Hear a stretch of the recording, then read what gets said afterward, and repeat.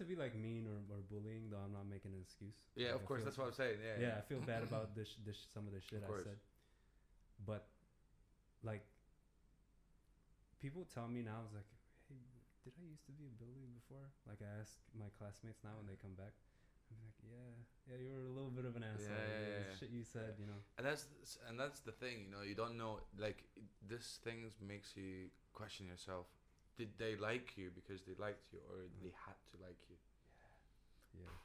Because if they didn't, they get fucked up. Exactly. Right? Yeah.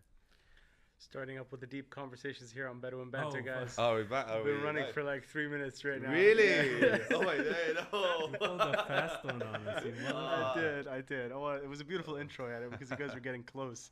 Okay. They were bonding over the sins of the past. Yeah, and everybody has something that they kind of want to get out of their chest. I feel like I've had some experiences in high school and stuff that also make me a bit tear come out of my stuff. Let's go. Let's get it on.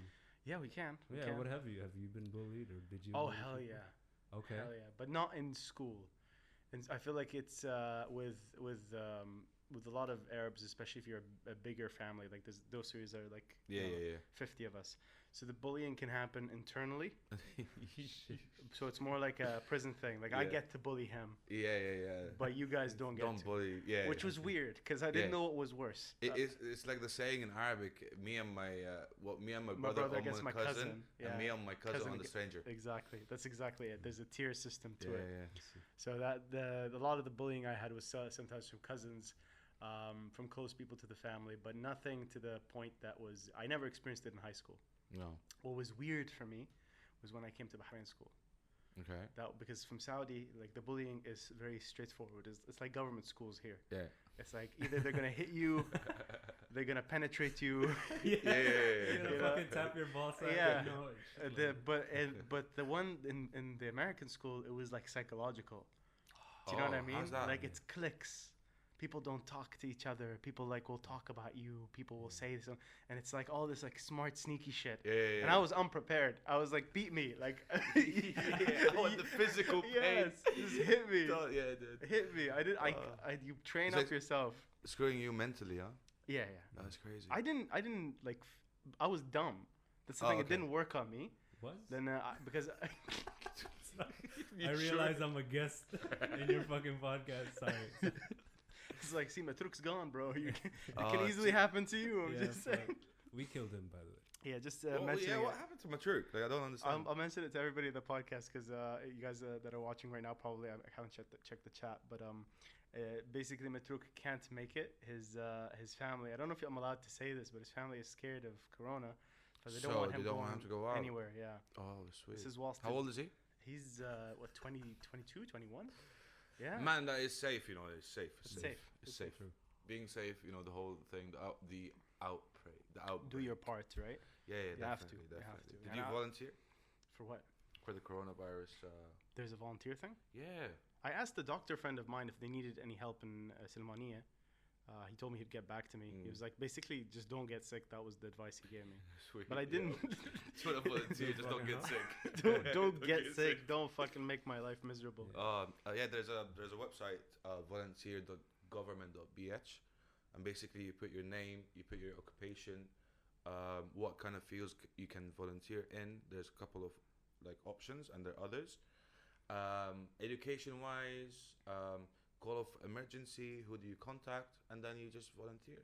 Yeah. Wow. I think there's about 12,000. I'm not sure about the number, but that's what I'm thinking. I think it's 12,000 so far that volunteered, which is... Sorry, the chat just told me not to baby Matruk and just call him an adult baby. Don't be nice. I'm going to learn to not look at this chat. Please. Thinking about it. Exactly, I was thinking about it as well. It's kind of like... Thank you. Distracting me as well. So you can see the chat, but we can't see the chat. Do you want to see it? I don't like seeing it. I don't mind it. I don't mind seeing it. Yeah, it's cool. No, you can. Everyone you from can. the chat. Open your phone. Go on YouTube. Okay, cool. You can do it too as well, Miguel, because that way I don't have to be the only one monitoring. For real? Okay, let's do it. Yeah, just go to the YouTube channel and look at the chat, and you can find out. Like, there's nobody watching right now besides Adil. I think most people are going to be late, or they saw us being late. Oh, and then they were like, "Oh, it's not gonna happen." Maybe I need an intro. I need a team to kind of like get me sorted on this. But we're better. There's no audio issue this time. Yeah. The video is definitely better on this cam than the last one. Yeah. You guys have a very clear image. We're on the switcher, guys. Also, I want to say this is the episode number 16 of Banter Buddies. It is a special episode because Abyooki is here in studio with us. Abyooki is, of course, a local legend, a man who is well known for his musical capability, and it's more than just the music. I feel like I've always said this about you. You are a person, an identity. Yeah. Of course, you're a person. You're a human being. Yeah. But you're more. People they're always impressed by your music, but then every time you talk to somebody about you. Yeah. It's never the thing that comes up isn't the music. It's not the music. It's always about how you are like a magnet. You lure them in with the music, which is like the disarms people, right? It lowers their shields. They're like, oh my God, he's so talented, he's beautiful, he's like a happy-go-lucky person. And then you enter their system. Yeah, and then I penetrate. Just like kids from Hakuma, government schools, you just penetrate. And you exist. It's gonna always come up, right? This is gonna keep coming up. Yeah, it's gonna get great. All right, so for those who don't know, we did this private show. So I did this. You can talk about it. Yeah. I did this. What do you call it? A set? A what? It is. You did a set. Like, what did you do? 15 minutes? Yeah, 15 minutes. 10, like that. It was a private show for mostly comics and people that wanted to do stand up that haven't done it in a while, like Abyooki. And you have. It's been what? How long for you now? How many years? Since the last time. See, I think it was 13 or 14. 2014. Is it? Oh. Yeah. Last time that I did comedy. That was the Imran's. The Imran time. Imran, Yusuf Taha, Rick Sharif. Yeah. You know Rick, right? Yes, I do. Man, Rick is awesome. He was one of the first people I performed with in Bahrain when I came back. Okay. You know, because I think I missed your show at Polo, the one you did with him. And I did the Amwaj Comedy Connect. Oh, you did the Amwaj one? Yeah, the Amwaj one. Okay. Because Ali was like, hey, I know you do stand-up. I heard if you're improv.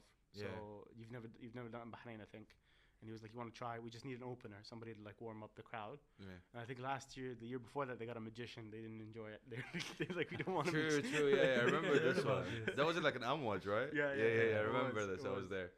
Although I'll tell you what, that magician is doing great. It's Nabil, isn't it? It's Nabil. He's doing great, man. He's killing it, man. Last year he went to Dubai and he's been performing to like. I think it's been more than a year. VIP and a year ago. Was it a year ago already? Yeah, I thought it was more. Like, I think he went like maybe a year and a half. Okay. But then on and off, but he stayed in Dubai for a while and he's been doing really good. Obviously now he has a brand, one with magic. And stuff. Yeah. So like hands up. Hands up to him, man. I never got magic, amazing. But I respect the fact that magicians tend to work for some reason harder than any other entertainer. True. And he's also a comedian. That's where you lose me. Really? That's where you lose me. I mean, that's where I'm like, I'm not gonna. He has a bit of banter. Oh, great. What? He has a bit of banter. Let me sort this out. You guys keep going. Okay. Keep talking. You know, I'm like the worst speaker, right? This is why I really appreciate you and Matruk, Khalid. Because you guys can keep on riffing like it's nothing. You can too, motherfucker. Just keep going. Bro, what do I talk about? Anything, everything. Magicians, dude. Do you know anything about magicians? Bro, I love magic. I like Penn and Teller. You know, they have their show where they judge people's... Which magic. one? I don't know. They just have a show where magicians perform for them. You know, Penn and Teller. Oh, yeah. And then you perform kind of a magic trick that everyone knows, but then you have to do it in a different way. Yeah. Where you just surprise them. Like, how the fuck do they do that? Yeah, I like that shit. I watch the highlights. Okay. He's back. Thank God. That camera's not working. Oh, okay. It's kind of hard to take you serious. You gotta handle being a first mic at some point, you know.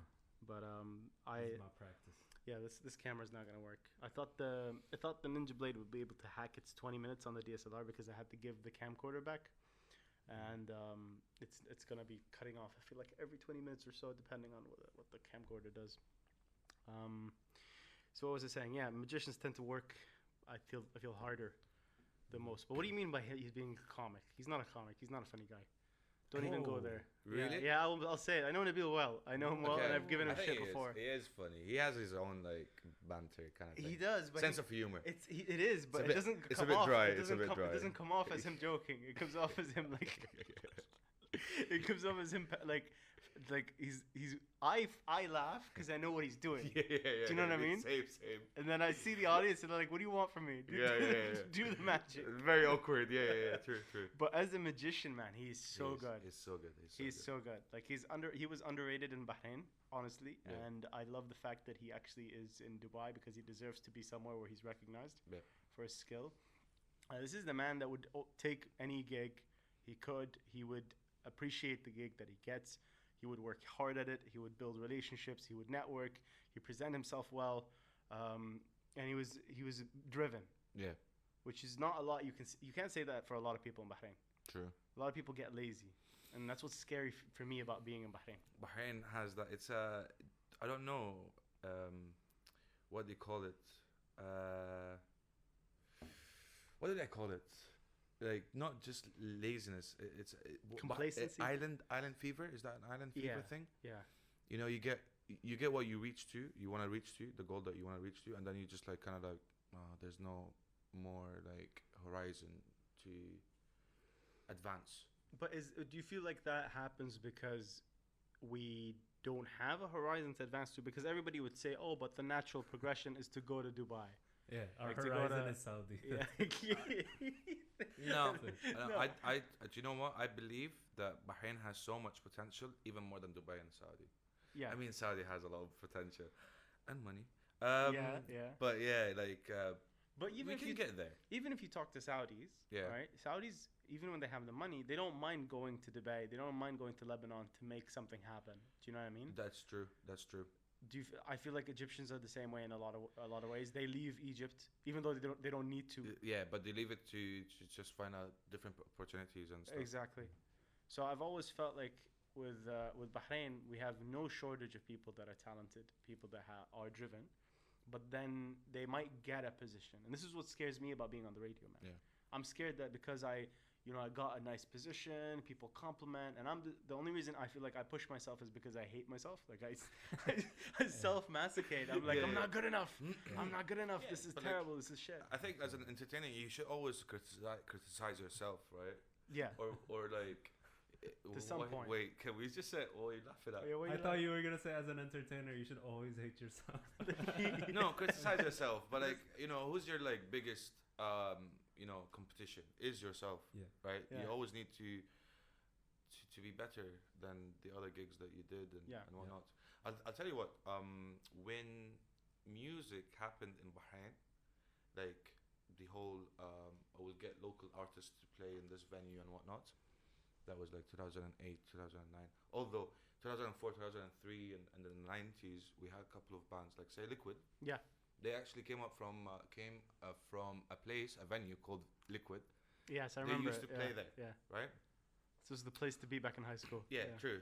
So you would go there and stuff, and they formed obviously Liquid now. What I was trying to say is back then there was no opportunity as much, and now any local venue wants any venue in Bahrain wants a local band to play there. All of them. Yeah. Every venue. They used to not even give out the licenses, remember? No. For bands? Yeah. No, hotels only. Yeah, that's it. I will get like French Canadians artists or overseas contracts. Okay, you went through this, so like it's different from stand-up. What is the reason they used to say in the day, like, I wouldn't pick Abyooki, I wouldn't pick a local band. I want white people. They don't even care if it's like Italian. Yeah. They want like low budget. No, they want white people. Yeah, but they want low budget white people. They want Romanians. They want like some and some. Like some want like UK. So it's agencies. That's how they play it. So there's some agencies. There's like around 3 agencies. There's a Canadian one, a UK one, and there's a South African agency. They go to venues and have their own artists from their countries they've signed up with, and they would form a band just for that venue. To play there, right? So as a venue manager or like whatever director, he would go, "Oh, I want to see." They don't care about the music. They play top 40 music, international covers. Right? Yeah, exactly. Everyone knows. Exactly. What they care about is 2 things. How old are the ladies? It's horrible. Honestly, it's horrible. How old are the ladies, right? And are they white enough or not? Because I'll tell you what, it happened to my friend. She was one of the girls in a band, an international contract, and because she was black, she had to leave. What? Yeah, because you know what? Wait a minute. I swear, man. Wait. The manager said. Saudis don't like black women. What? Yeah. So basically, they're there to entertain the eyes of the customers, right? But nobody actually says it. Like no. No one says it. So how do they get this information? Where are they getting this data from? You know what I mean? It's just because we like they're not focus group testing Saudis. No. Like, oh, you guys. And I'll tell you what, like these bands are amazing. Yeah. They're really talented, and the girls, the guys, everyone in the band is actually really talented in their own kind of like genre. Yeah. But they just got together for one reason is to play. That's it. For these guys in that venue, and that's it. That's all that matters. Yeah. Wow. So they don't actually show their potential. I feel like they underestimate some Saudis. Even like the everyday Saudi can enjoy good music and good talent over the superficialness. Sure, there are a few that do enjoy something that is pretty to look at, but I can promise you that if they're enjoying, any of these talent shows, the majority of these talent shows are not about the pretty people. You notice that? It's like, if anything, the reality TV wants to show you somebody that looks average, and then they're like, oh, look how talented they are. Those TV shows are very scripted. Yeah, they're so annoying, aren't they? So annoying, scripted, and it's like, do you know what? Like, I go to like, say I see my mom watching them, and I'm like, you know what? This person would win it. Yeah. She's like, no, she doesn't have any talent. Like, I'm like, they will. Because there's a story. There's a story behind it. If there's a story behind it, then how many cripples are in their family? That kind of thing. It's like they always look for something. It's like, I'm tired. I'll tell you, like Did you ever have to do something like that? Yeah. Like, did you ever think of doing something like that? Or no, they actually approached me in July. One of the TV shows. Last July? Yeah, last July. One of the TV shows. Obviously, I won't. Okay, mention. I won't mention the names. And so someone actually from Bahrain told them about me, and they checked my videos and stuff, and they were like, "Oh, we're really interested to come and join us on this TV program." Right. I was like, "Yeah, sure. Just give me the rules and what terms and conditions and whatnot." I saw them and I was like, "Whoa! I have to be there for 5 months. 5 months, and I cannot talk about the program for 2 years. Not just that, but I cannot perform even after finishing the no yeah. Even after my run, I cannot perform. Fuck that. Why it's in can't the contract. you perform? It's in the contract because they kind of own you for 2 years. Yeah, but they can for a year. They own you. They own you perform whatever you perform on TV, right? That for sure I can see. Yeah. That I can understand. It's like a no compete clause or something like that. And you can't talk about it because some of these reality TV shows don't want people to spoil the results.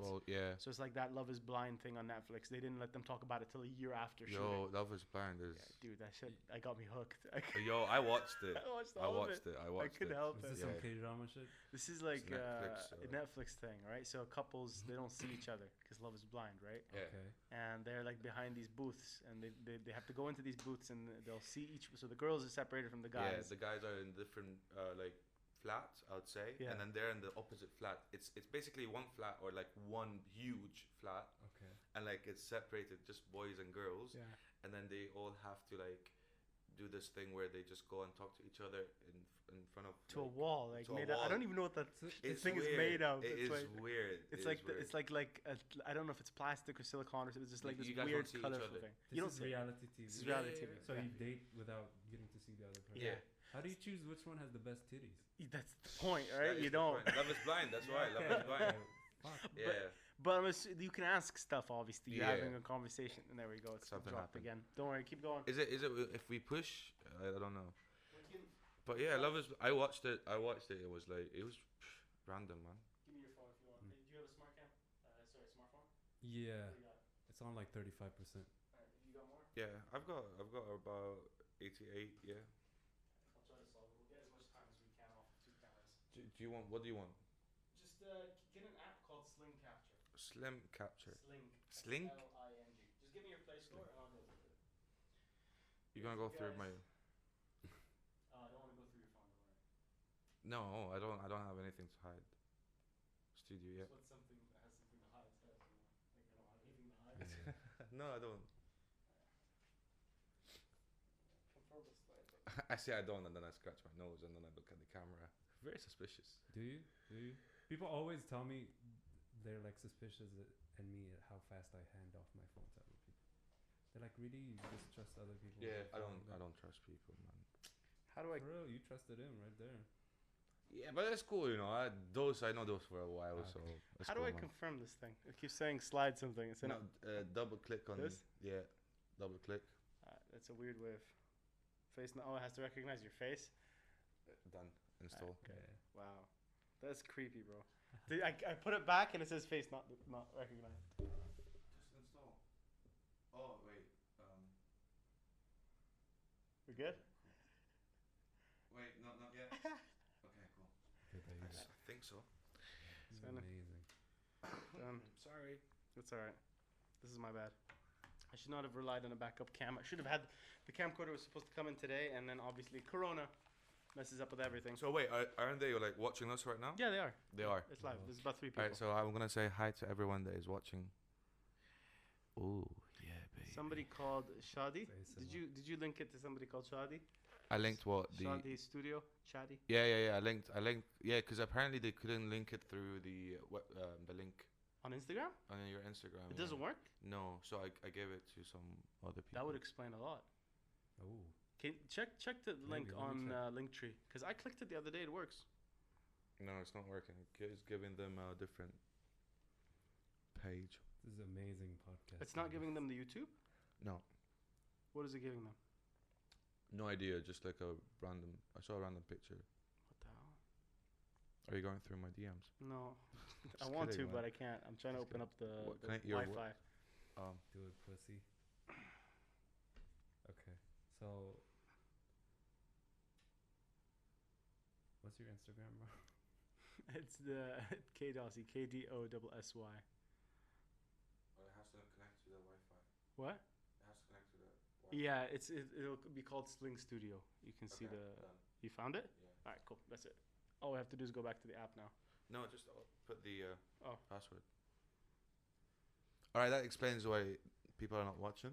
What Well, you're saying? it would explain why it's not as much as I thought it would be. Okay. Because I thought it'd be more on the live, and there's more after it goes up.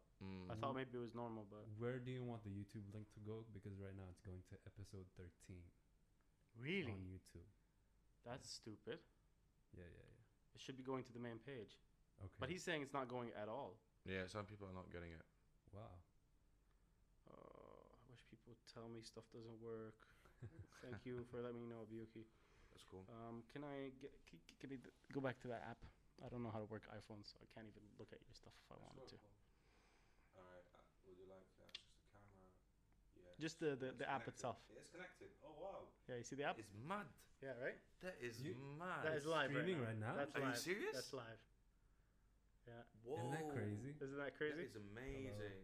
So this is like for live events, for any music events, you can have like two standalone cams, one person from the audience just holding it up. Wow. And do you, like, where do you want? How do you want to flip it? Do you want to flip it to us? You can put it on one of these. There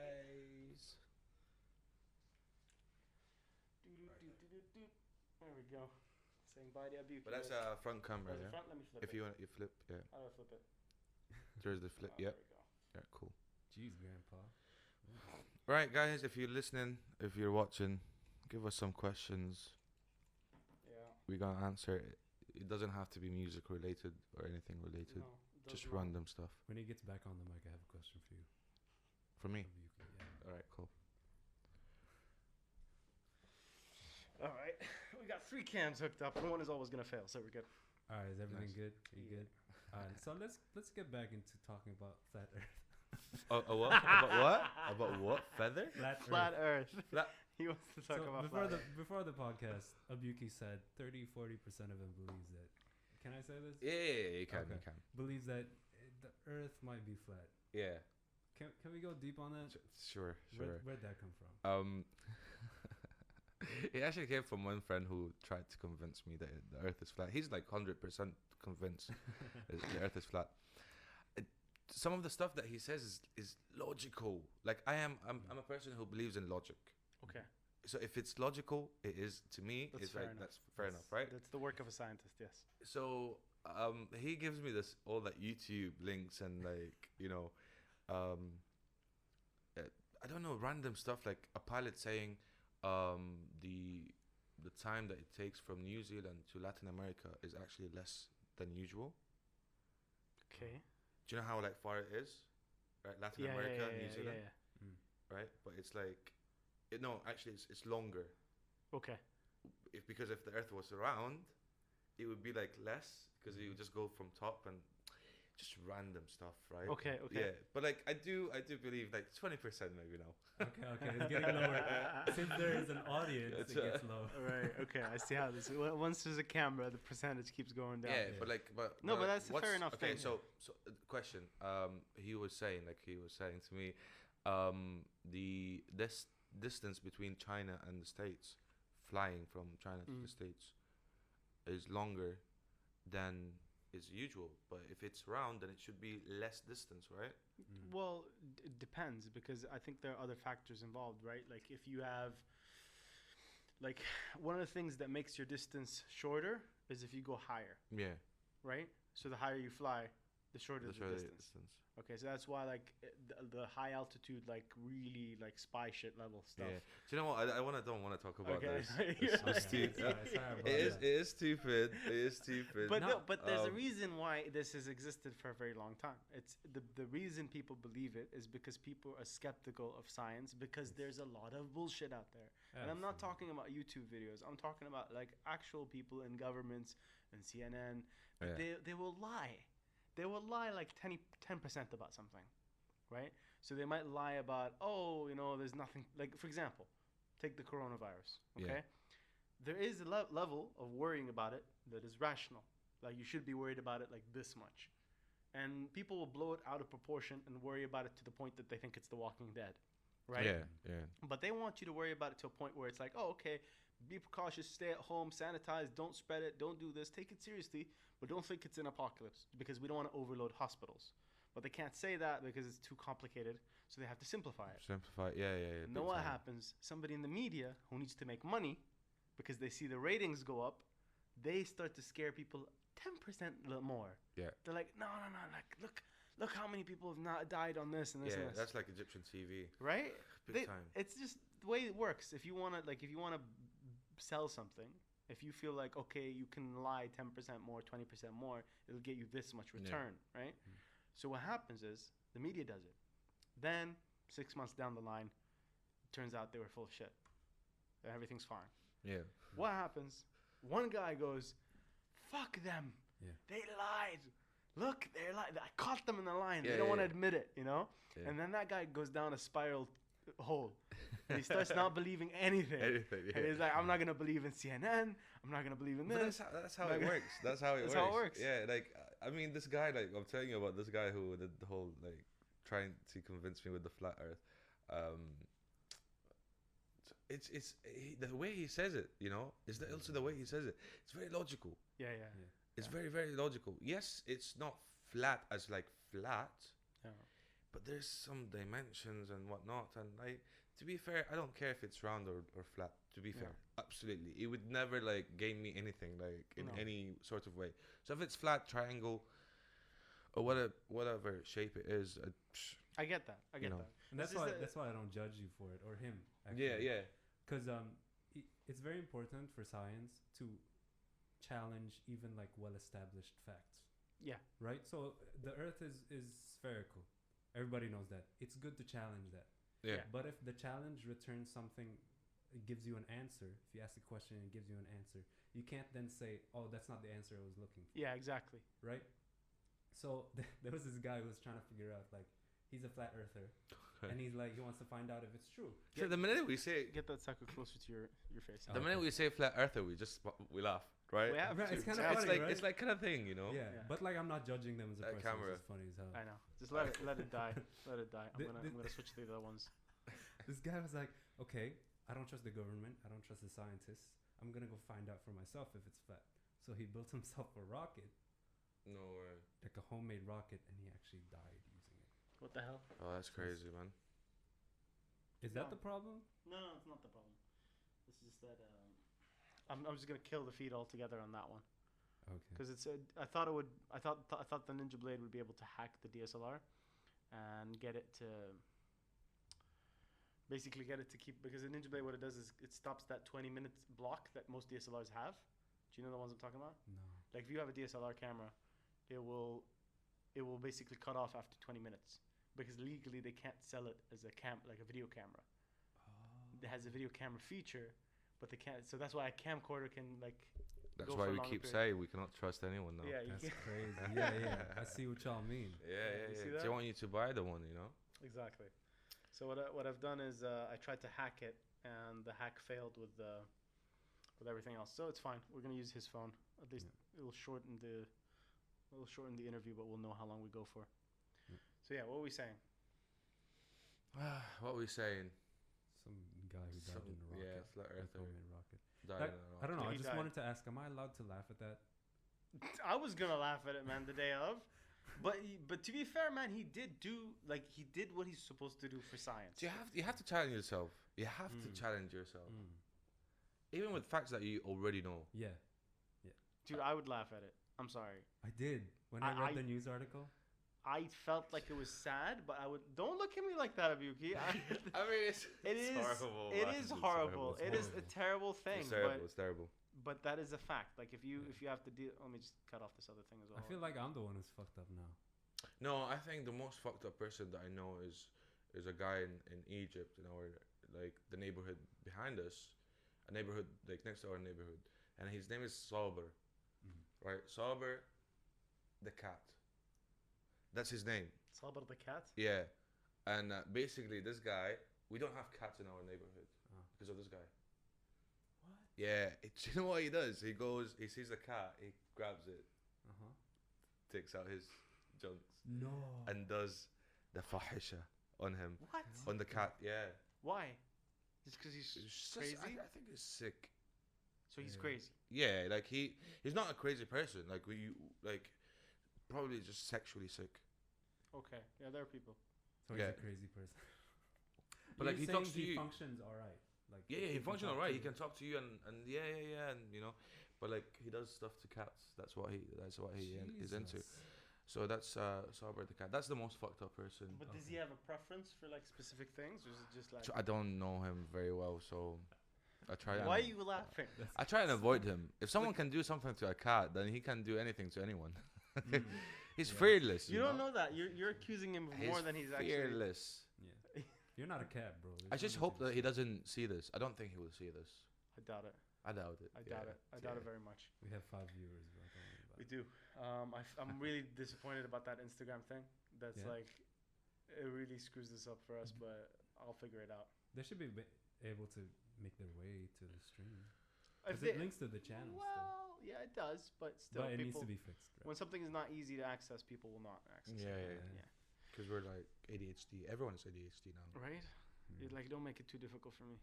Yeah. That's why like they're trying to dumb down these like Corona instructions, right? Really? Yeah, they're like say happy dumb it birthday, wash your hands. Say Oh, happy that's the one in birthday. the UK. Yeah. Oh. Happy birthday to you. I heard about that. Happy birthday UK to you. Yeah. It's like, oh.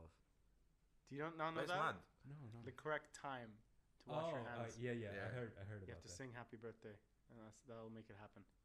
It'll make you feel safe. Oh well. Ooh. It's just crazy, man. What hard things do you guys like? Hard things. What? Yeah. What? Because he was talking about like everyone likes it easy nowadays. Yeah. What kind of difficult things do you still like doing?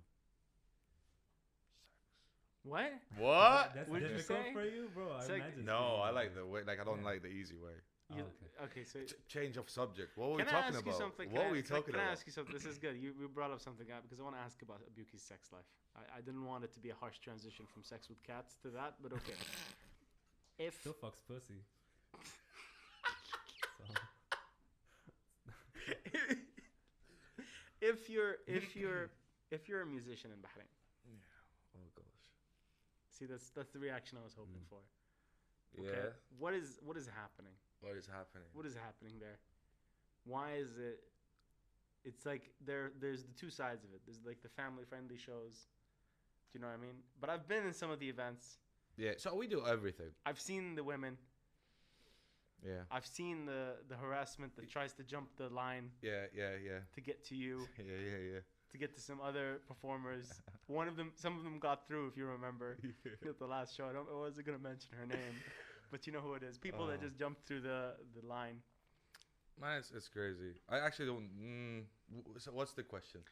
I think the question is, how difficult is it to interact with an audience that could be obsessed with either you as a performer or your identity? I am surprised. I'm surprised by, especially young girls these days. They tend to be worse than the guys. You remember this shit from like improv and stand-up shows? Like it's when we do improv, when we're taking suggestions from people, you think it's the guys that are going to be the dirtiest. No. It's the girls. Yeah. They're like the worst. Yeah, but I thought let's not be sexist, but I think I'm not trying to be sexist. Is that age group? No, specifically that age group. Exactly. Yeah. Like you would think going to an improv show. Yeah. That it would be in my head, that's where my prejudice comes from. Is I'm assuming it's the guys, 15, 16. But I'm surprised at this generation that are the 14, 15, 16 girls that are really, really obscene, X-rated, R-rated. Yeah. And I don't know where that's coming from. And I don't know what's changed. What is the flip? And I don't know if it's the same thing in music, because for most of the people that come to your family-friendly show are nice people. They're not like the Korean pop band ones that'll rush the stage and break the stage or something. It's not as big as it is, but obviously there is some. There is something. Yeah. So what is where does that come from? What is it that they... Is it like you're cute and they see you interacting with kids? They're like, oh, he's a loving guy. He's so cute. Sweet. Oh my God. Oh, there he is. I don't know, man. I think it's just awareness. I think, like you don't see... Imagine you don't see like locals playing. Actually, some of them don't know we're locals. Yeah. People think that we're like international bands, and we're like, yeah. Hence the kushery. Okay. But I had a couple of encounters. I don't know what's the actual reason of that kind of behavior, but I personally think that every band or every persona, or like an entertainment, like someone who's on stage and stuff, or an actor, the fans, and I'm not saying fans as like we have fans or I have fans. You have fans? Like we don't. Okay. Bahrain is too small. Everyone knows everyone. Okay, fair enough. Yeah, okay. Those people are always 10 years younger than you. Yeah, a lot of times, yeah. Yeah. But that's where the money making is in everything. Like even if you look at some of the gamers, streamers, the big ones that have been around for years, most of their audiences, we talked about this before, are kids. Children. They're children. Kids in the Middle East seem to be, and I don't know what I define kids as, but I put up the cutoff point about 15 where I say 15 kids. Yeah. I had this encounter. It was really bad. Someone slid into my DM. Oh, no way. And it was kind of like, oh, you're very... Okay, let's get through it. I can't wait. Holy shit. I know, right? It's like, oh, you're very handsome. So obviously you think, thank you, right? Yeah, that's exactly right. Yeah. Straight away, thank you. No like emojis or anything, because you need to be you like don't firm. Want nothing. Yeah, because emojis to them is even bigger. Yeah, exactly. Right? We use emojis as like, but to them, oh my God, you sent me a red heart, So you don't want to do that, You have to add a period to that. Yeah. Thank you. Yeah. It's to them, that's like their father scolding them, you know what I mean? Yeah. And then questions like, I saw you playing at this place, blah, blah, blah, blah, blah. And obviously it's like public gigs that we did. Like, I really like you. And then you go, I straight away, the first thing I did was, I called my mom. I called my mom straight away. I was like, oh, this is happening. Because my mom is a lawyer, as you know. Okay, yeah. As I do know. I've noticed you were a lawyer too in your DNA. Because you're thinking about every little emoji as well. Oh, yeah. Because like everything, with you need to be just very... very precise. So then she would say like, oh, I called my mom and I told her this is happening. She's like, obviously you don't like be strict as like block her or anything like that. Just leave it on and do not play with it. Just be like, thank you so much. You too. Okay, yeah, exactly. And then if she keeps on saying stuff, just ignore it, right? So I do. So she keeps saying like, "Oh, you're very like this," and then I'm like, "Thank you, Okay. you're welcome." Very stuff like that. Straightforward. Then 3 nights after that, I get a call from this random person. Hi, is this Abyooki? I'm like, yes. Kushari Band? I'm like, yes. I want to see you, meet you. And I'm like, are you a venue? What's happening? And he goes, yeah. We like, do you want to meet? So, like, I like, thought it was a normal call, like it's just a venue call, meeting, blah blah. I don't like doing meetings in a venue. If you want me to play, yeah, I'll just get in that night that we're playing, sound check, and we play, and that's it, right? And then he insists, let's just meet. We have to meet. Okay, I'm cool. Where's your venue? And then he goes, like, Jufair. Can we say names? Yeah. Yeah. So Starbucks in Jufair. Okay. Like, that's not a venue. Like, that's not a venue. No. Yeah. Like, we'll meet from there and stuff. Anyway, then I go there. I meet this guy. So he's not even working for Starbucks. This is just somebody. No, it's just a random person. Yeah. Lured me in as if it was a venue. Yeah. So then you know that he's the sibling, an elder sibling of that kid that was texting me. Okay. And telling me like, showing me the screenshots and whatnot. Like, what is this? This is bad. This is not our culture. I know you're Egyptian, originally Egyptian. I was like, I didn't even. What did you have to do? Bring the Egypt thing into it? Yeah, like, I'm born and raised here, What does that have to do with anything? But like adds to the profile. And then I had to explain to him, like, I didn't entertain her in any way. Yeah. And it's normal.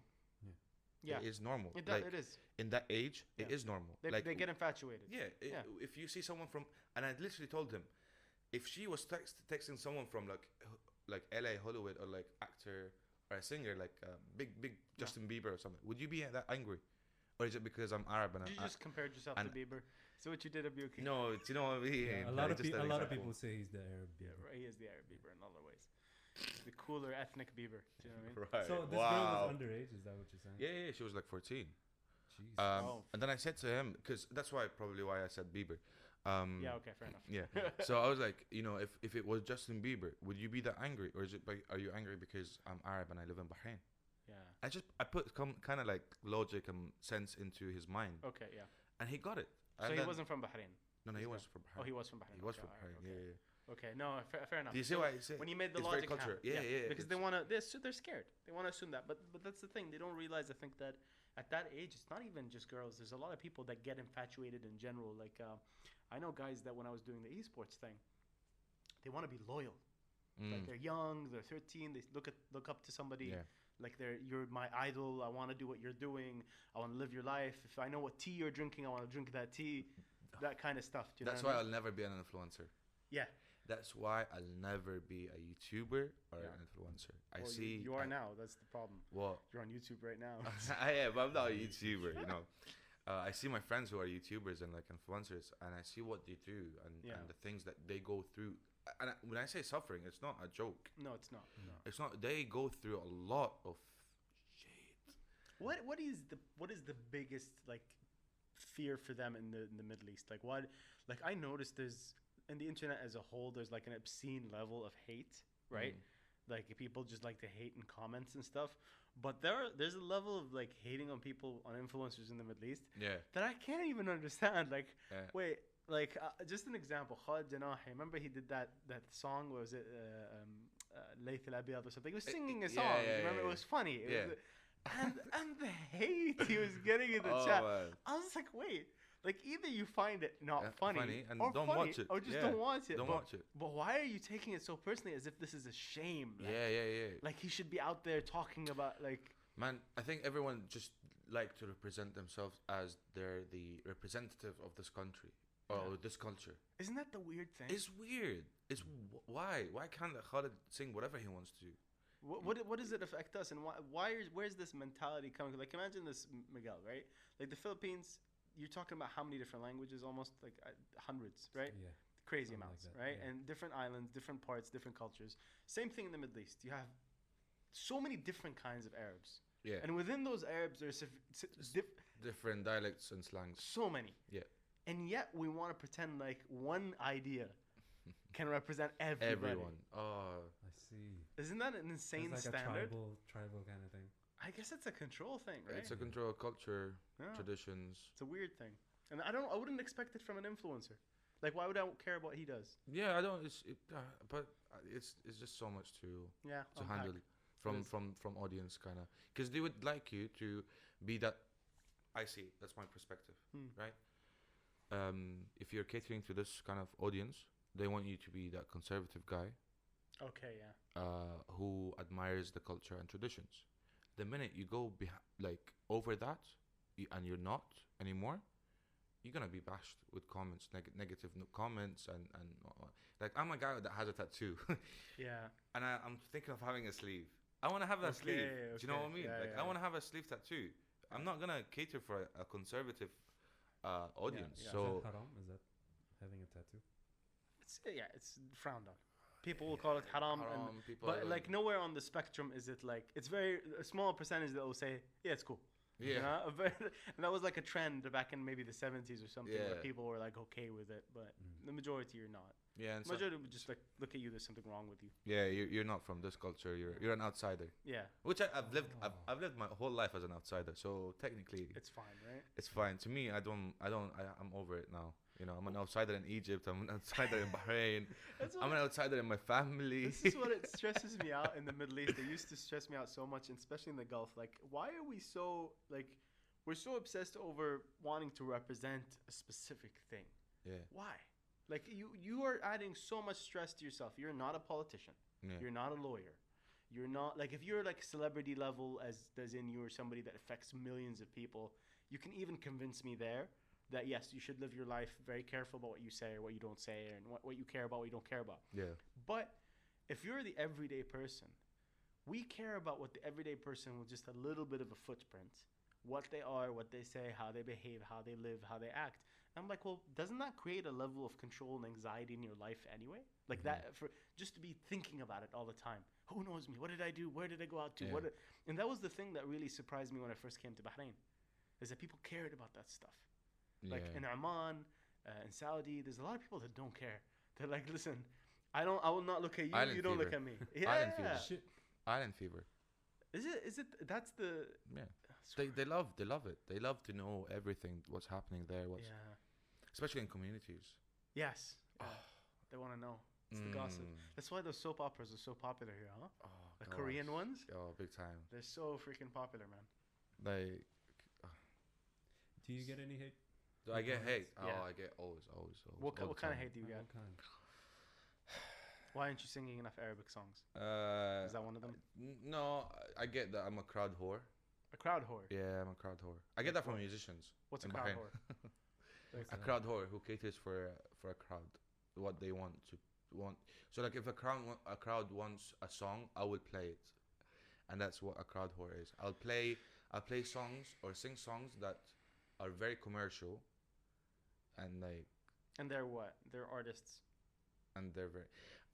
That's not me to. Okay, good. No, I'm gonna say it. That's not. Okay, this is not Abyooki saying this, but I'm gonna say this, right, because I feel like I fall under the same umbrella. If people want to judge, right, I fall under the same umbrella. I stopped in September. I stopped for a month because of this. One day we had a full house venue. We were playing full house, and it just hit me. I was like, I'm done. I was done. I couldn't take the hate, and I just couldn't take it that day. And I just went, guys, this will be the last gig for the Kushari band. See, you said it on stage. On stage. Even the guys with me didn't know. I just couldn't. And then everyone was like, what? Imagine having this good time and like we're singing along and blah blah blah, and then the last song, and it's like, right, everyone gets a shot.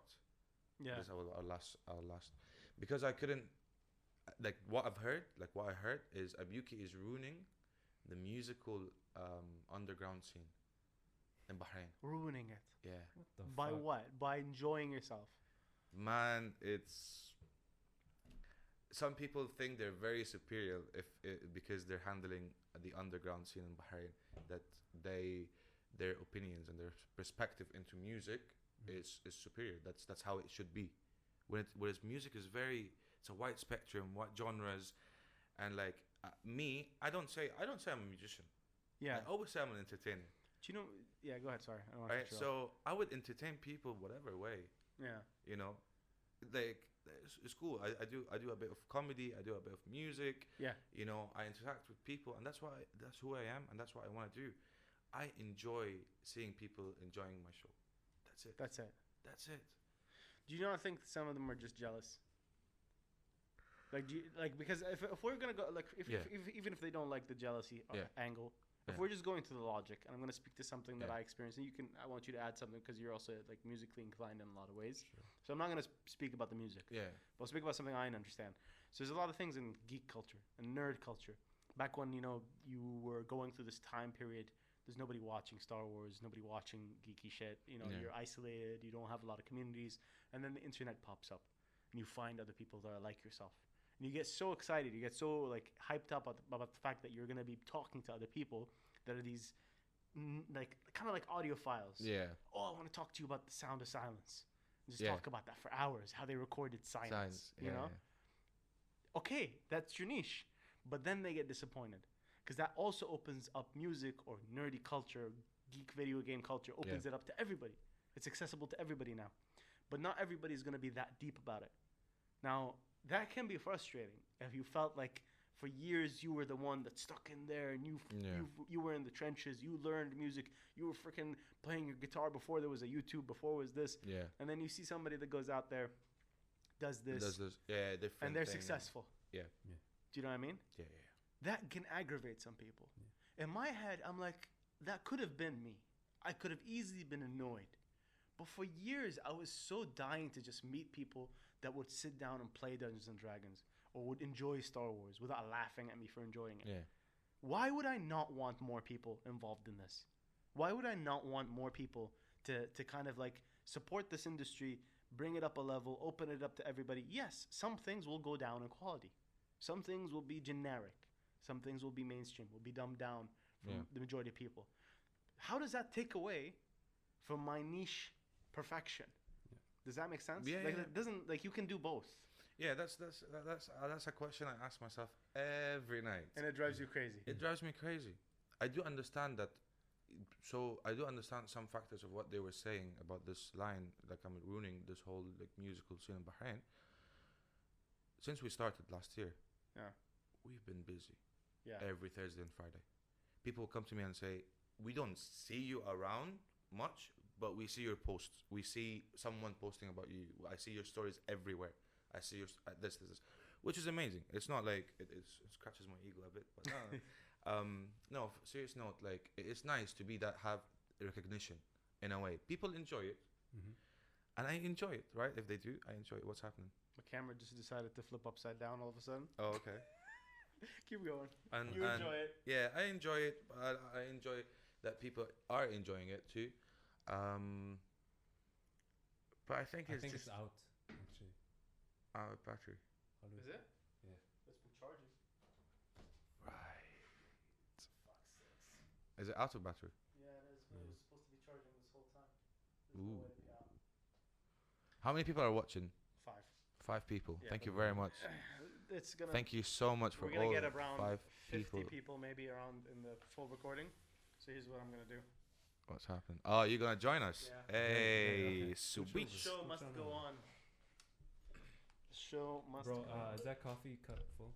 It is yes. Don't worry. Is it? You want me to get it off for you? No, it's okay. But there's no coffee in it.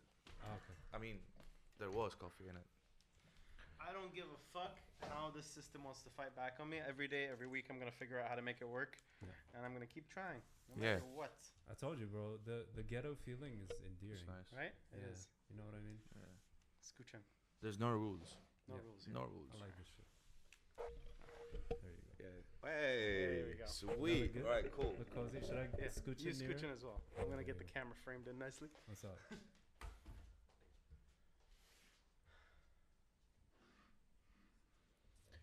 Right, thank you so much for everyone that is watching right now. You are watching Bedouin Banter on YouTube and Spotify. What? No. We're not on Spotify for the live. Okay, cool. For the recording later on, there will be Spotify. Is it always this random?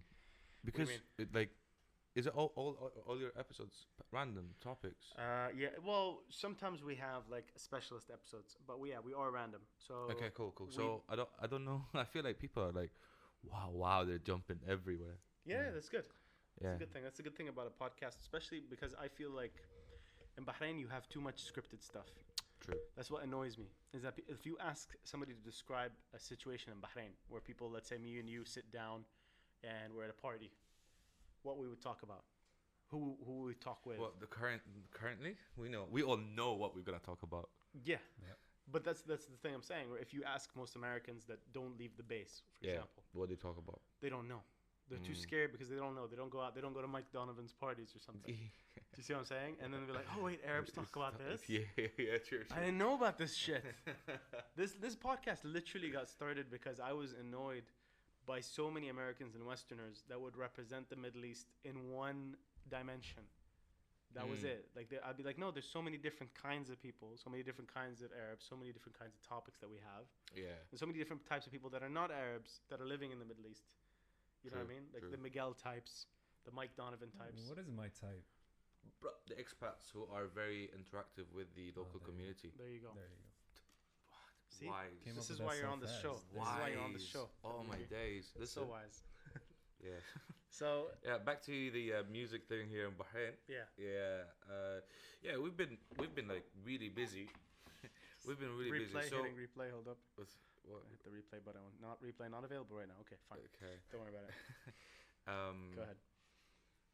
Yeah, you could say like jealous or because we've been booked. Touch wood. In every venue, we played in every venue, every festival. We are favorites, kind of, I'd say. Okay, yeah. Your crowd favorites. Yeah, we're crowd because we cater for everyone. Yeah. Like, say you're a venue, or like, say you're doing this festival, right? If you think about it, there's bands that play original songs, right? They're original songs. They're artists or bands that playing jazz or blues or this and that. In your festival, there's kids, there's Arabs, there's expats, different age groups. Who would you book? Right? Yeah. That's why they book us, because we cater for all these age groups. I am not here to like bash other bands. I actually admire them so much because I've been watching them. Yeah. I've been analyzing the whole scene and how they've been doing it. So when I came up last year with the band, I was like, well, I'm not doing this. I'm not gonna play just reggae. I'm playing everything. Yeah. Arabic music, English music, Portuguese, Romanian, whatever. I'm gonna do it. Yeah. If there's someone that is from that place, I will sing. No, see. He knows the songs for those countries. Yeah. That's something that freaked me out slightly, but yeah, I get what you're saying. Now, this is very similar to like when we do stand up, right? And we're trying to. You say, well, do you cater to everybody, or do you cater for the comedians? Yeah. Because you can do comedy just for the comedians. Yeah. You'll be like edgy. Yeah. I'd still say to this day, my favorite comedian is this one Egyptian dude who just got up on stage, sat in front of everybody, and just basically shit on the crowd. Listen. Okay, this guy was underappreciated, and I think only a few of us like him. It was me, you, and who else? Was it Matruk? I don't think this is me and you. Yeah. He was so like he wasn't bad, okay, but I wasn't sure if what he was doing, getting angry and then like just destroying the crowd. Yeah. Okay. I wasn't sure if that was an act or he was just like not understanding. Do I know him? I think that was a personality, not an act. You think that was his personality? That was really him. Okay. Yeah. No, I don't think you know him because he was working in Saudi at the time and he was driving all the way to Bahrain just to try to do stand up and kind of meet people in Bahrain. Is it like an act, like say what's his name? What is his name? The guy with big afro beard. No, not like that.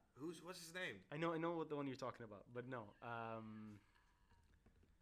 You talking about Carrot Top or like who? No, the one that play. He's a musician also. Like. Oh, Reggie Watts. Reggie Watts. Yeah, my guy. Yeah, that guy's a genius. But that's not that. That's not what I'm talking about. Like you never know. Is he acting? Is he? No, that's not the guy. I'm talking more like like these crazy people that go up on open mics sometimes in the U.S. Like insane people, like homeless people, and you're laughing because it's just insane. And there's a few punchlines every now and then that get a laugh, but then you can't tell if he's really insane or if it's an act because he's a homeless guy, right? So this guy was kind of, in a lot of ways, he'd come up, he'd be so abrasive, nobody would understand him. He'd just suddenly like lash out on a girl. He'd not even like stand up. He'd sit, legs crossed. He'd do things off of his phone like this. Like he doesn't even want to be there. He doesn't give a fuck. Like he doesn't give a fuck. Doesn't want to be there. And I wasn't sure if the attitude was on purpose or not, but it was like enjoying a car crash. Yeah, fucking hilarious. Because for us, in slow motion. Yeah. For us, we could see what he was trying to do in a lot of ways, right? Like we were seeing. He's like, oh yeah, I'm just gonna go through this. I'm gonna try this, and then like he'd land a joke. What was the one that he didn't intend to land, and then it just was funny? Misogynistic shit. Yeah, something really bad against women, and then the crowd suddenly laughed again after hating him. The crowd was like half women. Yeah, but they laughed, and then we were like, okay, he's gonna go. He's gonna leave now because he just like almost died for like 10, 11 minutes, and he keeps going. No way. He keeps going and going, and now in my head, this is what I'm saying. That is somebody that would be experimental, edgy. You could call him an artist, a genius, whatever. But there was no way he was ever going to be okay for the crowd. He was a risk to the venue. He was a risk to the community. Because if this guy couldn't give a fuck to the point that he's going to just ruin this for every other comedian that wants to go up on stage, then you're not being edgy. You're being a dick. Do you know what I mean? That's like for comedians that take a private show, like for a corporate gig. And this is why I don't take corporate gigs. Because I can't do them that well. They're not for me. But I know people that would take a corporate gig and go up there, even though the people told them, please don't swear, it's a family-friendly thing. And they'll swear. They'll swear. And then they ruin it for everyone. And they ruin it for everybody. They never get booked back, right? No. Even if they do well. No, but the mentality for the corporate people or the venues, whatever it is that this is what comedies in Bahrain is like. Yeah, family-friendly. It has to be that way. Do you get what I'm saying? Yeah. So there are people that go to the extreme side of experimental, artistic, creative, that are taking so much risks. And in my opinion, it's fine to take the risk. But if you're not seeing the bigger context of the community, the people that have to rely on serving people, you're at a venue where they're giving, they have to make an income, they have to serve tables. As far as for them, they could just not put a comedian up there. And they just put a DJ with one freaking playlist, he's not doing jack shit, and they'll make tons of more money. True. The fact that they're taking a risk on us means that I have to understand that it's not just about me. It's about the guy that's behind the bar that has to serve, that has to go make a paycheck. You know what I mean? And there's a lot of people that forget that. Yeah, it's not about just your artistic expression. Exactly. There are other people in it too. And it's one of the things that kind of frustrate me a little bit. We live in a country where you can't really say everything you want to say. Yeah. We live in a region where I see it's the smartest way. I mean, this way? No. So to try and make people laugh while you are in this kind of zone where you're like restricted. And to deliver jokes that are restricted too, right? Is the most like hardest way to do it. That's what I said to when I had Ahmed on the radio show. And one of the things that killed me about the radio show, I was so scared of it, man, was the idea that I'm going to do this radio show and I'm going to have to be mainstream. I'm going to have to cater to a lot of people. And I don't want to be fake. I want to have a little bit of the real me in this. But at the same time, I have to understand that it's not all about me. I can't just talk about Star Wars for 30 minutes. Do you know what I mean? I can't just play the music I like. And that was the thing when Ahmed came in. I'm like, shit. Everything else I can handle. Everything else I can kind of play middle. A comedian to a comedian. But a comedian to comedian, you want the respect, right? Yes. And one of the things he said, I was asking, I was like, what is the real limitations for you if you see, you come to the Middle East and every now and then a big comic comes by, an Axis of Evil comedy tour comes by, and there's a comedy scene. Suddenly pops out of nowhere. But what makes it really survive and really last? And he said, well, you guys don't have freedom of speech. Yes. Like he said. That was a big Whoa. My heart was like racing. Yo, because he started bringing up Lebanon and everything else and Egypt. And in my head, I was like, okay, don't panic. Let him. This is not just you. You're taking the risks right now. We're gonna go to another break. I didn't. I swear I did. You know what I did? I was like, don't be one of those presenters that are scared shitless. Yeah. And you just cut it and run from it. Yeah, because you kind of flipped it. I flipped it. Yeah. I flipped it on him. I remember this. Yeah, you flipped it on him. Yeah. I was saying, listen, man, I understand it. I understand what you're saying. You're 100% right. But isn't the situation that we're in right now no different than the situation that the U.S. was in the 1950s when they had to do Catskills comedy? And that was the Catskills comedy clubs that you'd see all across the northern lakes in the States. In the 1950s, you could get arrested in the States. Wow. For comedy. Yeah. And he knows this shit. And the fact that I knew it and brought it up to him, it suddenly clicks in his head that it's like, okay. He's got a challenge. This guy knows stuff. Yeah. All right? So I said it. I was like, doesn't that mean that in some extents, yes, you'd like to have freedom of speech. You'd like to be able to go up there and do what the best comedy you can do. But those comics, even comics that do comedy on Twitter when they had the restriction on characters, they'd always say that having a boundary makes you a better comedian. Absolutely. Because then you have to challenge yourself not to do that. Exactly. And that's one thing when like even with family friendly stuff, you can never curse. Yes. Yeah.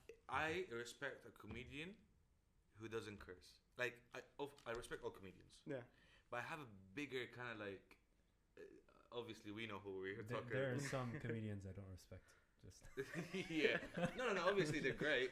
You have to have some kind of self-respect for fuck's sakes. Miguel, we talked about this. Jesus. But imagine if someone like if a comic is set or like the whole thing is dropping the F word every 30 seconds to get a laugh, a big no. Yeah. You saw that last time in the private show, right? I don't remember who did. It was like so guys that don't know this, we did a private show for the stand-ups. It was basically no holds barred. You can just say whatever you want to say. And you can tell the comedians that were gonna just basically want to say fuck. Yes. Yeah. Because if the punchline is fuck, it's not a good punchline. No. It's not gonna be good enough. And you know, one of the people that watch our shows a lot, he came up to me. He's like, "Yo, if what you say on stage during normal shows is less restricted than this show, because this show is like no holds barred. No one's gonna nothing. Yeah. Nobody. They were like, oh, if you're gonna be unrestricted in the show, I can't imagine just how offensive you're gonna be to you, right? Yeah. And I was like, no, I'm gonna do the same shit I've been doing. Exactly. Because it's like when we did the secret show, it's like we let the animals loose, man. Yeah. The clean comics came up there and just said like vagina every 5 seconds. But that's the thing. Like I don't do. Nobody did that. Like it was the ones that I tell you who are the ones that did that. The ones that thought they were gonna suddenly become funnier because they could say fuck. Yeah. And now you're laughing because you know who I'm talking to. That's why. Penis. He knows exactly where he is. He's watching right now. He's watching probably. I don't know. We just lost a viewer, so yes. He left. It's him. It's him. So I'm saying that like you will have a situation like that where you might improve when you have limitations because it forces you to think, how can I get my ideas through that line, through that boundary, without being abrasive, without hitting a hammer on the head. Right. And I feel like when music, like comedians don't necessarily judge each other that harshly for that because they know it. Yeah. Kind of like Ahmed. When I said it, instantly he's like, okay, I get where you're coming from. But I feel like with artists of other kinds, they're just so vicious to each other, man. Like me, they come to the shows to judge you. They do. They come, but some of them are my friends that I know they came to support. Yeah. And I know they came to like say if they're there, I'll bring them up on stage. It's a good night. Yeah. Some are just there to see the crowd. Yeah. How many people that we bring in? Oh fuck! Seriously? Yeah. That's what they're there for. And what songs we play? Yeah. Big time. That's some loser shit. Man, we don't get we like if I say like the amount of people that we like, I get names of 3 people that come to our shows, musicians. Okay. Right, and they're actually there to support us. 3. The rest don't even come to. They don't even bother. If they do, they just come to see like what's happening, and then they leave. Wow. Yeah. Just to scout, see the potential, see all this. Yeah, man, it like that whole thing put me in a very You shouldn't, man. You bad shouldn't. man. I have anxiety, like It shouldn't. I'm I'm always- telling you. Like this is proof that you are that more people should say it, because if you ask the everyday person, I'll tell you the people that thought that way would be in the minority. yeah. 100% guaranteed they're in the minority because they're privileged enough. If they went overseas and they started acting that way, they'd be in the minority. Oh, they're done. Because the majority of people are like, man, I need to fucking eat. Yeah. Yep. I need to pay my rent. Mhm. I need to do this. I love my music. I will jam with you. I will try to come up with, and if I have the time, I will do this. I'll do this. I'll do this. But if I need to do, point A to point B to get a paycheck and sort my life out, then yes, I'll do it it. matters. Yeah. Big time. It matters. That's how it is. Because back then I didn't have a job, right? So, I didn't have a job. I refused to do this whole 9 to 5 thing. So I was like, I'll see it through music, and it just happened to be like it just happened to, and it was so smooth. It wasn't just like it was so random. One night, my friend who is a manager at this venue, she goes, "I want someone to play on a Thursday night." I was like, "Oh, I'll get you someone to play there." Right. She's like, "Why don't you do it?" I'm like, "Me, I don't perform. I'm not a musician." Yeah. She's like, "Yo, but you do karaoke and stuff. Like, just You can do it. Come yeah, on. you can do it." I'm like, "No, I'm not sure." Blah blah. So then she told me the price. So I was like, "Yeah, maybe I'll do it." She gave me a price like on the night, right? Yeah. What was it? I'm curious. 100 BD. I'd do it too. Oh man, I wouldn't tell you how much we are in now. Why not? Why not? Can you please? Because that look was like You saw that look. amazing. He That was like, amazing. That's the thing. You see, Yeah. comics, we want it. We yeah. we don't care. I'm a very offensive comic, so I don't get hired to do shit. Yeah, but you basically. know what I mean. Like we would do it just to have the mic, just to have the benefit of the mic. I want the microphone. Yeah. I Like, want the audience. I want exactly. I That's- want the audience. That's me now. I want the platform. That's me. If I don't have a gig, if I don't have a gig for a while, Yeah. I go in a very depression phase. Yeah.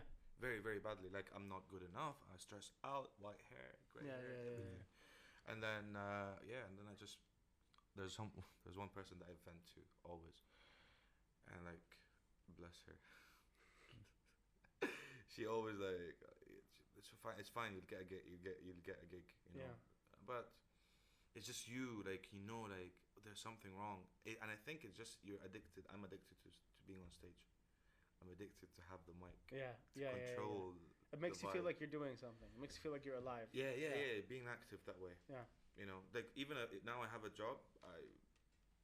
It's not as same. It's not as satisfying. No, that's the key. Like if you can find one thing in your life that you can do that gives you that satisfaction, makes you feel validated, Yeah. makes you feel like you're doing something that matters. You know, like I sometimes, man, I get really frustrated, personally. Like if I'm gonna tell you honest truth about me, I've told you this. The guy that's on the competing radio station, Okay. right? Oh, I've heard about Okay. this. Oh, you've heard about this? I'm in the same group. Wait, what group? The Oh Watch yeah, Stand Up Society that's group. right. That's right. Yeah, Okay, yeah, I forgot yeah, you yeah, were. I forgot you were in the group when that conversation happened. Yeah. Okay, so that guy, to a lot of people, you can hear him on. I'm gonna say it. Fuck it. All right, it's No, all don't. Yeah, all right, cool.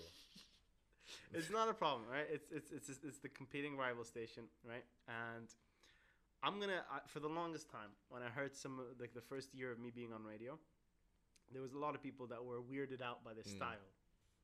Okay, and they were like, "Oh, there's both sides." Yeah. The sides that were like enjoying it, they were like, "Oh, there's something fresh, there's something new." But I was worried that it was the same as that joke I did when I was doing stand up.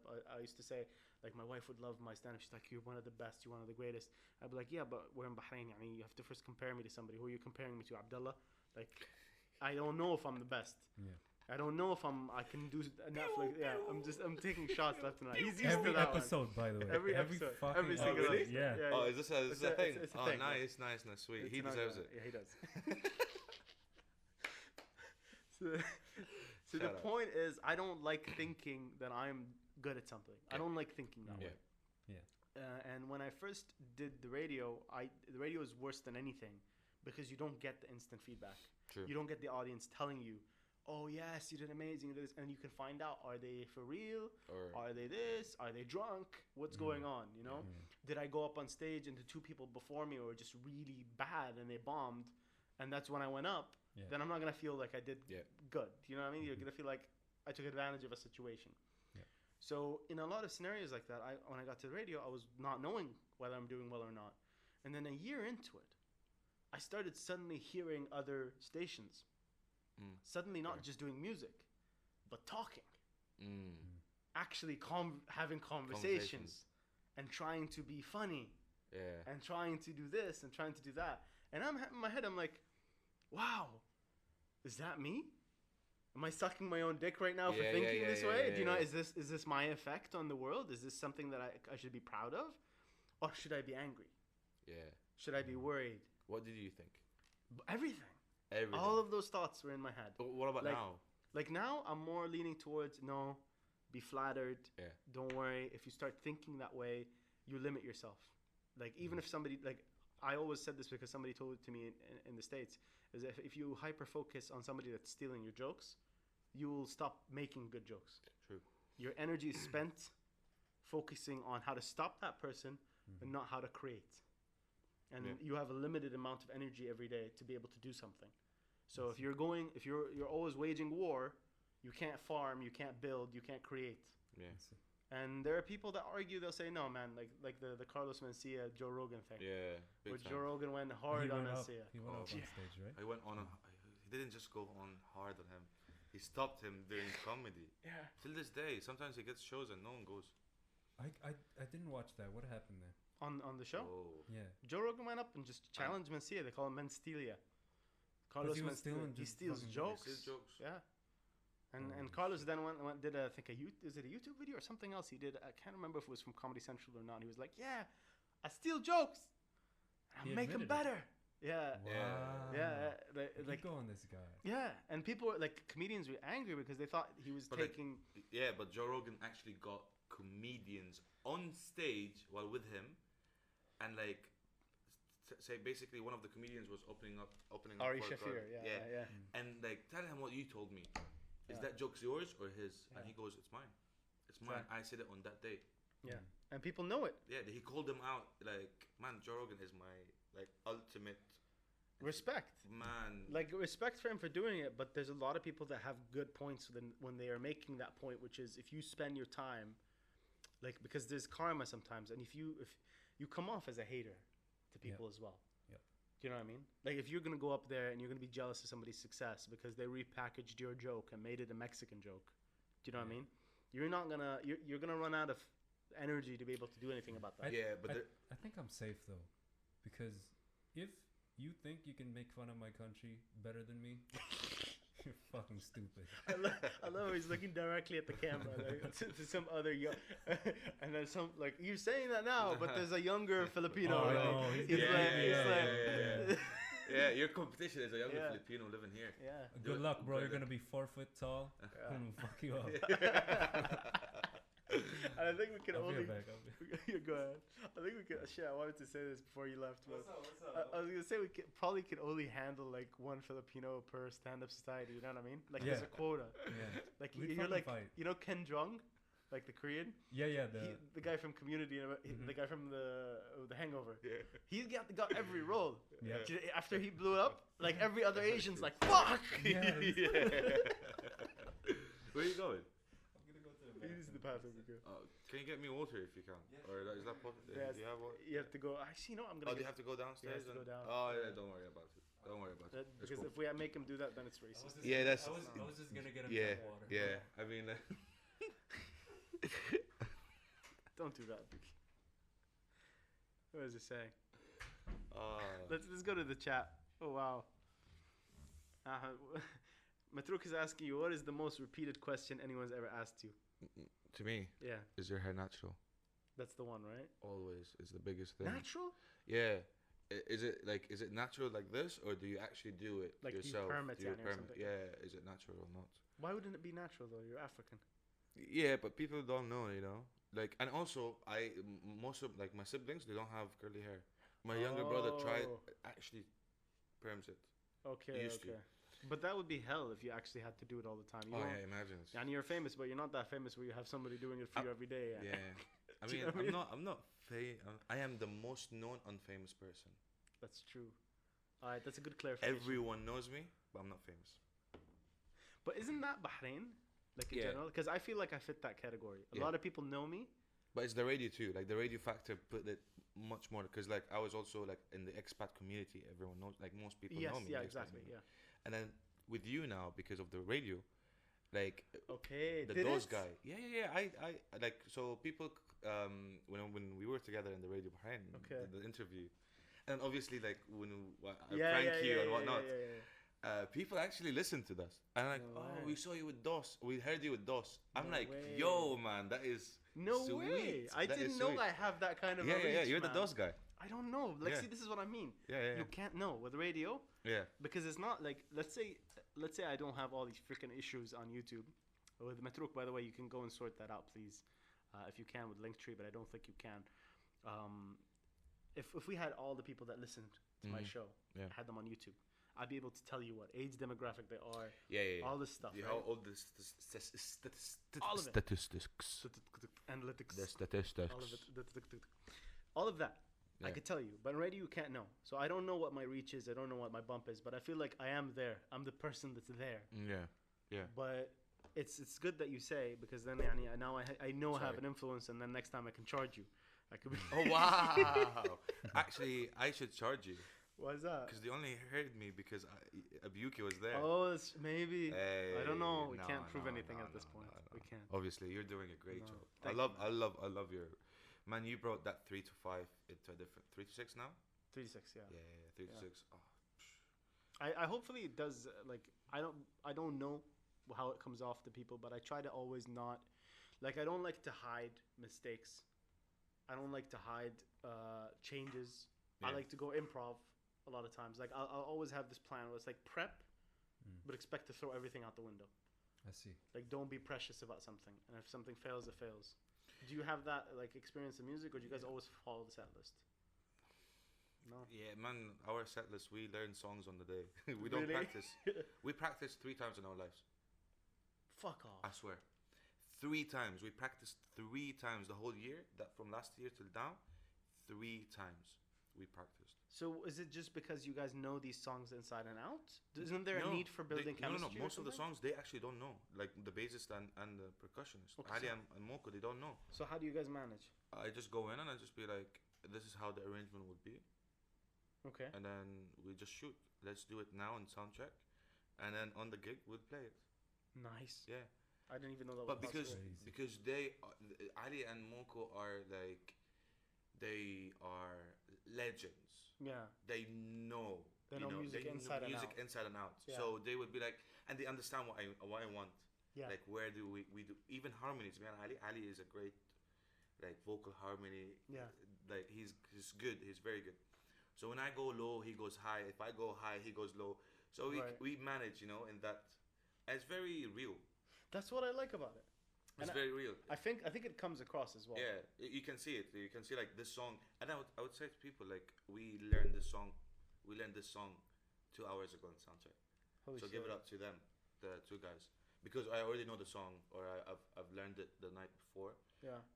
But I just don't want them to, because sorry, I stutter sometimes. No, it's fine. The reason I don't give them the songs, like say there's a song the night before I thought about. And I'll send it to them to learn it. Is that I want their own interpretation into the song, so it makes it real. Yeah. Yeah. They can add stuff without even listening to the song, so they cannot. They won't follow what the song is, but then they will follow what they feel. Yeah. How they play. And you guys pick up on each other's like you know exactly how everybody will go. Like I know Abyooki will suddenly stop and talk to the audience. Yeah. All the time. They know this. All the time. Yeah. And there's a even the audience know. Exactly. That is the best part. Like when we do kind of like some sketches, not sketches, but like in and outs here in little comedy. Monologues, little stuff. They know what I'm gonna talk about. Like yeah. My favorite was your interactions with some Egyptians, especially when they. I think there was. I can't remember which gig it was, but I was there as well. And were you hosting? Yeah, I think I was hosting. I was hosting, yeah. Oh. Do you remember the guy that was like... Yeah. And he was like starting dancing. Yeah. He wanted one specific song. Yes. Yeah. I remember this. And I said... And you were having a back and forth conversation. And I said to him, oh, okay, I'll sing a part of it. And then I sang a part of it, and he's like, no, continue. I'm like, no, continue, we'll go to prison. I remember that. That's what I love. Like, you see, even though this is where like there's a bit of mastery and a lot of creativity and a lot of ingenuity when it happens with your interaction with the audience, because it's happening in the moment, and you're not scared of going into a little bit of a tangent. You're not scared of kind of going with their vibe, and then being like, hey, no. I'll talk to you as a human being. Yeah. This is why we can't do this. Yeah. And they're okay with it because you've addressed them as another person. So they engage with you as this person, not this thing. You're not a TV on the screen. True. Do you know what I'm saying? There's a lot of people that get that syndrome. They see a band, they see a performer, and they think it's a show. Yeah. Like they can tune out, they can be on their phone, and they can look at you, and they could do this. Yeah. But when they see that engagement from you, and you're talking like a human being, it is almost like when a stand-up... It clicks in like a heckler or something. Yeah. They know shit. This is real. This person is not just performing like a freaking clip in front of me. Yeah, man. Yeah. You were saying, do I get hate? I didn't have a Twitter account, right?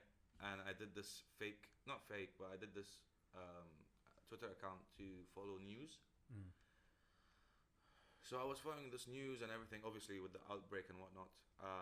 And then I was at home and I'm like, wait a second, I want to check if people actually like recognize us in like Twitter, right? Yeah. So I write Kushari Band, and I get so much love. It's unreal. It's nice. That's amazing. And there's one negative comment that I swear probably makes my day every time I see it. I screenshotted it. I saved it on my gallery so that I can see it and I laugh about it. So she says it's a she. Anyways, it's a she. And she goes, I don't like the Kushari Band. Okay, bye.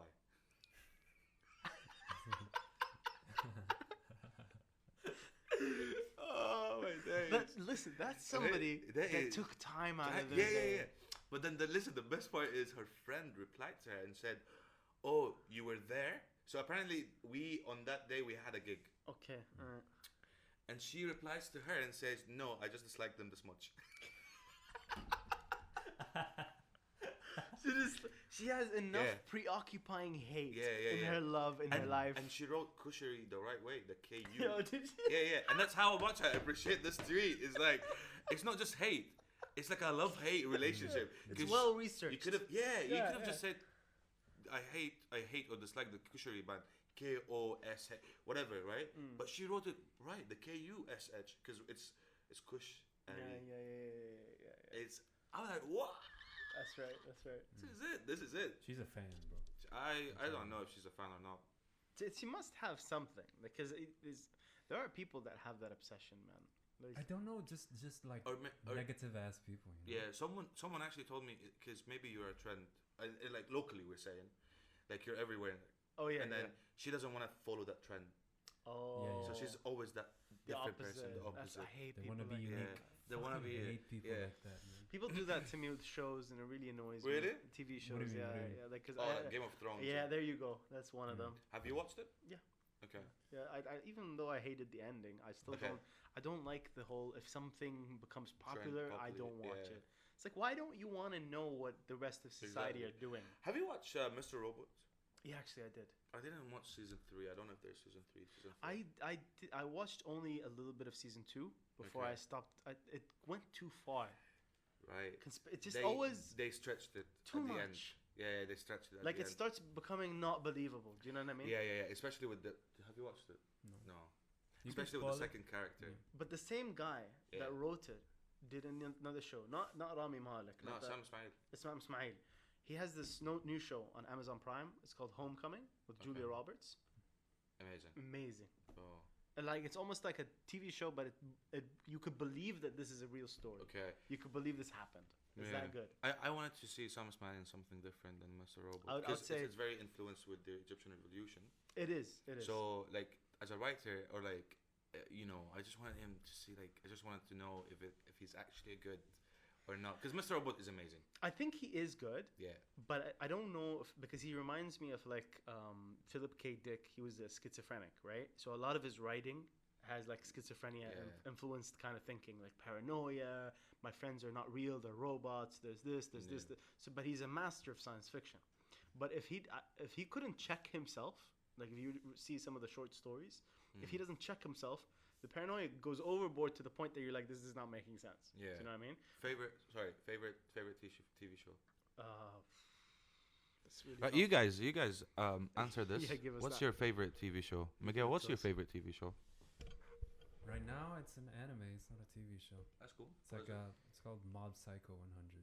Mob Psycho 100. What is that? It's about this kid who has esper powers, like superpowers, and he gets, the more stressed out he is, if he reaches like 100% stress, his power comes out like uncontrollably. Okay. That's the thing, right? So the gist of it is just, there's this kid, he's trying to live a normal life, and just like stressful shit just happens to him. And that's basically it. Is that you relate to that? I relate to this. Yeah. I So, relate to this. so he was a middle schooler. He's part of like a body improvement club because he's like a nerd, right? Okay. He relies on his psychic powers too much, so his body's weak. He wanted to improve it because he has a crush on somebody, right? So he's part of this body improvement club, and it's just full of jocks. This who is are, like, speaking wholesome. to you on so many levels. Yeah. Isn't it? Yeah, they're just like wholesome jocks, and they're trying to help him because he has asthma too or some shit. So they're like jogging and shit. This guy's like falling behind. He's like dying. It reminds me of what was the boxing one? That was one of my favorite mangas and comic books. Ippo, thank you. Yeah, that was a good one. I like that one. Thing in the Philippines. Is it? Yeah. I'm not surprised, man. That, Holy shit. with all the boxing people love over there, it's big. To answer your question, what? No. Was he doing Rocky? What are you doing? No, I was doing that, like the sad meme. You know, like the zoom in, the watery. Oh. That don't know anything about anime. Fuck it. Then let's not get into anime. No, I enjoy. I mean, Is anime big in Egypt though? Is it as big as it is people in the do Gulf? watch it. Yeah, people do watch it. They do. Yeah. I don't know how much though, because you never hear like you always hear about mainstream culture in both Lebanon and Egypt. Yeah. But you don't really necessarily hear about the subculture. Like for the gamers, I know, like Egyptian gamers, Lebanese gamers, I hear from them all the time. You know exactly, because they built that scene before it was a scene here. It was a scene there. So I don't hear about the other stuff. I don't know what about anime, what about anything else. I don't know what's the difference. Like I kind of know what's the difference between anime and manga. Yeah. But like if I watch like say Slam Dunk, I don't know if it's anime or manga. Oh, okay. Do you know what I mean? Anime. It's It's anime. anime. Yeah. Manga is you Manga read is it. US. Yeah. No. No, manga is It's you just read a comic it. book. Oh, manga you read it. Yeah. Yeah. And It's then comic. anime. So anime is animated Animated. version Yeah. of the manga. But there's a lot of Oh, people okay. that like both. Like they'll like the. Oh, I thought like Japanese and US it's different. No, Okay. this is the manga just means basically like the comic, The comic book. or the graphic novel or whatever it is that it's the art. And Well, a lot of animes. people prefer the manga over anything else, but it's going to a rabbit hole. I'll smack those people. If you think the One Punch Man manga is better than the anime, I'll smack you. You'll smack them. Let's see if someone replied Let's what ask their him. what their Let's I see. got TV two. shows. I got two anime got for this. these All guys. right. First of all, Sir not appearing to he's What? he's saying Miguel has great posture. Damn, there goes my chance. Truk says Sopranos is one of his The favorites. Sopranos. Yeah. The Baritones, his The favorite show. Baritones. Which I one's the haven't watched Baritones? them. I don't know that one. I don't know that one. Sounds like a musical one. The Baritones. You know, I haven't watched Sopranos. It gets like raving reviews. It From does. people that have watched It does. But a lot of people were disappointed with the ending. Should I Mm. spoil it for Is you? it another Game of Thrones one? No. It's not that No, bad. it's not that bad. It's just one of those like edgy interpretive endings. That's all. Can I watch it? Like, is it? Yeah. Okay. Yeah, it's worth it. It's Okay. definitely worth it. It's if you want to like see something that was a huge, like even just for the value of understanding pop culture references, I you see. have to watch it. You Okay. know, it's one of those. To answer your question about something that I watch now, Yeah. that I really like. Oh, I'm just going to talk about stuff from the last 5 years, I think. Or like right now. Oh, okay. Yeah. Well, it just ended. Okay. But I like The Expanse. The. The Expanse. It's a sci-fi TV show that is high budget, very realistic, as Okay. in the sense that it's about life in space, but not in the like not far as in we've mastered everything. Okay. We just spread to like Mars. Okay. There are people that live in between, like on asteroids and space stations and small moons, and then there's Earth. Okay. And the relationship is basically that typical classic one that Martians hate people from Earth because Earth tries to like control the politics. Wait, but Martians are people. Yeah, people. Yeah. So people that colonized it. But Martians hate Earth because the Martians people that went to Mars were like these people that were the explorers, the adventurers, the like we want to make this world a real world. It's like the whole thing with America. Exactly. It's always exactly. Yeah. And that's what's amazing about it because you see their past, and Mars was like the best scientists, the best everything went there to create this green world again, and their whole project was like terraforming, until basically something happened and Earth fucked it up for them and there was a war, and Mars, their terraforming project failed. And everybody in that culture suddenly became militaristic. From science and all the science went into military.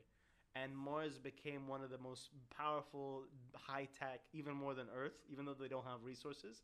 But because they're so driven to survive, they're so driven to like be like Mars first. I'm going to watch this. It's really good. I like me too. Let me it's fucking really good. Yeah. The Expanse. It's actually based on a novel series that I really like.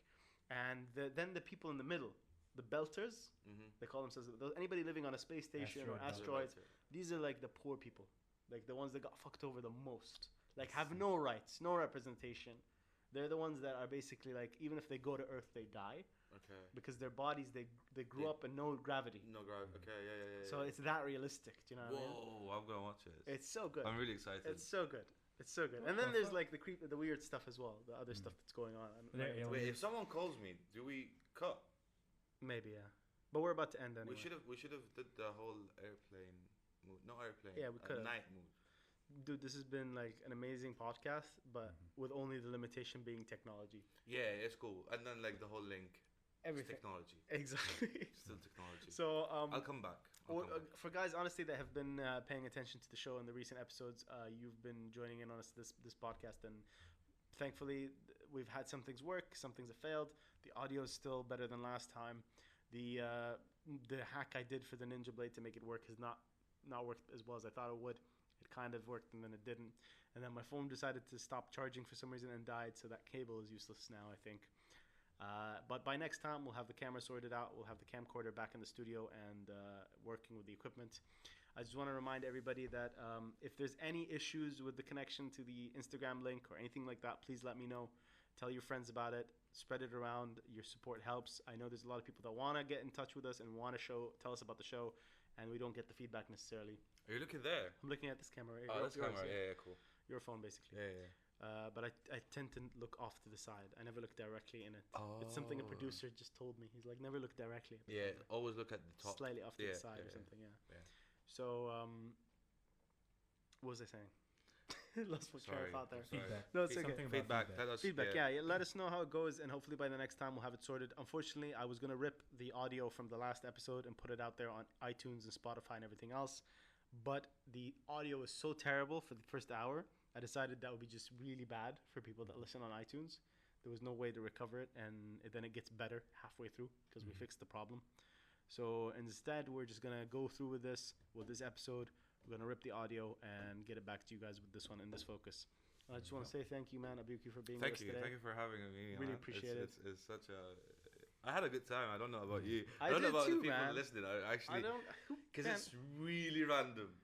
Yeah, but that's the point of some of these podcasts. I love it. We just fucking jump. It's really random. I love it.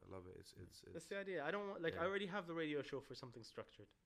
Yeah. Like if I want something that's like, oh, okay, hey, we're gonna talk about the economy. You know? Yeah. But like, but at the same time, like, I want more views. Not views. I mean, like, it's. You want more interaction. I know what you mean. What you mean. But there's a lot of people that will watch after the video uploads. Yeah, cool. About like what the average one from last time was about 40, I think. Okay. Something 30 something, 40 something. But we'll try to get them on the live stream. I'll come back. I have to come back. He'll come back. Redemption. All right. Thank you so much. Thank you, guys. We're going to be signing off for now. And stay tuned next week on Monday. We're going to be coming out with another live stream. Bye.